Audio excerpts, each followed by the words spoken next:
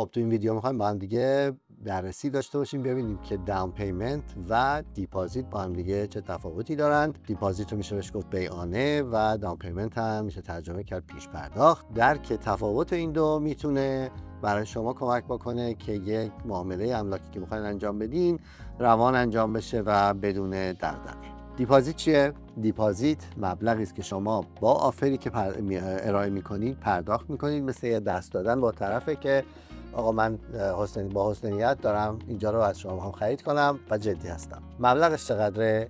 بین 5 تا 10% قیمت خریده، بسته به اون منطقه که دارین خرید میکنین. یه جاهایی انتظار بیشتر از 5% هست. کجا میره این پول؟ میره به حساب تراست اکانت لیستینگ بروکرج، یعنی اون بروکرجی که خونه رو لیست کرده، نماینده فروشنده است.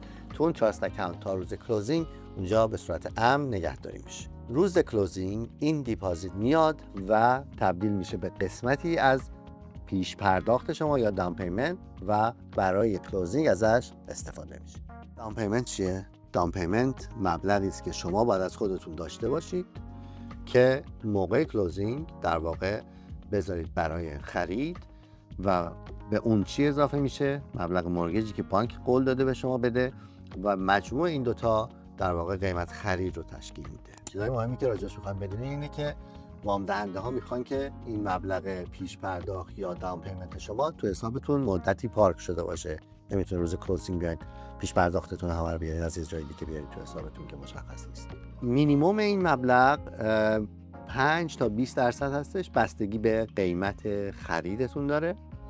همونجوری که قبلا گفتم اون دیپازیتی که موقع خرید دادین میاد و میره جزو این داون پیمنت. برای مثال اگر که شما قرار بود داون پیمنتتون $200,000 باشه و دیپازیت $50,000 موقع آفر دادین، الان شما فقط $150,000 باید اضافه کنید به اون تا اون $200,000 رو سهم خودتون رو تکمیل بکنید. و نهایتا اینه که هرچی بیشتر شما داون پیمنتتون باشه، طبیعتا وامی که میگیرید کمتر میشه و پرداخت ماهیانتون رو کم میکنه. دونستن تفاوت بین دیپازیت و داون پیمنت میتونه کمک کنه که با اطمینان بیشتری بتونیم به معاملات املاکتون برسیم.